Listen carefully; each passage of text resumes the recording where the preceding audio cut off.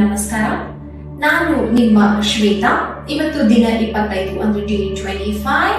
ಇವತ್ತಿನ mental health tip ಏನು ಅಂತಂದ್ರೆ ಬ್ರೇಕ್ ದ ರೂಟೀನ್. ಅಂದ್ರೆ ಏನರ್ಥ ಅಂತಂದ್ರೆ ನೀವು ಡೈಲಿ ಬೆಳಿಗ್ಗೆ ಎದ್ದೆ, ಬ್ರಷ್ ಮಾಡದೆ, ಸ್ನಾನ ಮಾಡದೆ, ಆಫೀಸ್ಗೆ ಹೋದೆ, ಮನೆಗೆ ಬಂದೆ, ಊಟ ಮಾಡದೆ, ಮಲ್ಕೊಂಡೆ.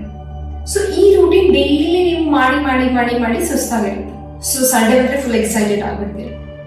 ಸೊ ಏನ್ ಮಾಡಿ ಅಂತಂದ್ರೆ any one day break your routine, like go for a hike, go for an adventure trip, or like ಸ್ವಲ್ಪ ಹೊರಗಡೆ ನೇಚರ್ ಟೈಮ್ ಸ್ಪೆಂಡ್ ಮಾಡಿ ನಿಮ್ಮ ರೂಟೀನ್ ಅನ್ನ ಬ್ರೇಕ್ ಮಾಡಿ.